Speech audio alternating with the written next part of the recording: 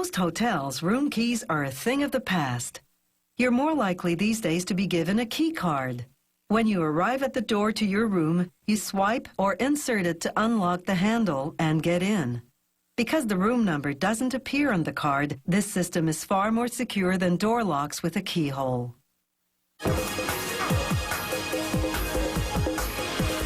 The metal case that houses the door lock's mechanical and electronic components is called the housing. To make it, they begin by melting zinc ingots. To melt zinc, you have to heat it to about 390 degrees Celsius.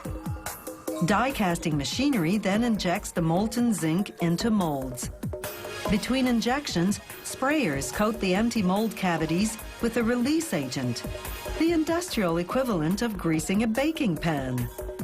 A built-in cooling system hardens the metal, then a trimming die cuts off the excess zinc around each piece and in the openings.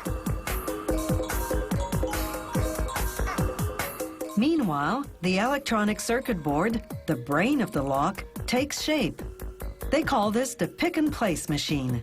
It picks up the 60-odd electronic components and places them in the right position on each board. This computer-guided machine installs 15,000 components per hour. Next, the boards undergo what's called wave soldering. A mix of molten lead and tin surges up from underneath, fusing the components in place and creating electrical bonds. Then both sides of each circuit board get a coat of silicone-based sealant. This protects the components against the elements. Back to the housings now. Workers lubricate them with grease, then apply what's called a sleeve bearing, a nylon bearing that enables the handle to turn smoothly. Next comes the drive tube, onto which the lever will be assembled on the other side. There are several clutch components that link the lever to the latch. Swipe the right card and they permit the latch to retract. After applying more lubricant, they install an override that enables the hotel to open the door with a key if, for some reason, the electronics malfunction. They install the circuit board and connect it to the various parts of controls, such as the clutch motor, which they install next. Now they close up the completed housing with a steel backplate. This protects the components inside from rusting. The last step is to insert a battery pack. It holds 3 standard AA batteries. The factory tests the lock using a test key card because the lock isn't yet programmed to work with a specific card. That's done after installation. Elsewhere in the factory, they assemble the mortise, the part of the lock that goes inside the door. When you lock up, the mortise's bolt comes out of the door edge and fits into the hole of a receiving piece called the strike plate in the door frame.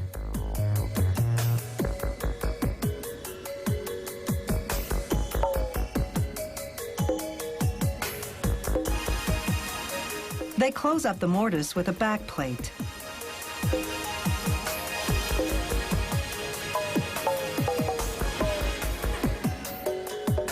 This demonstration shows how they install the mortise in the door. Once it's in, they screw a decorative plate on top.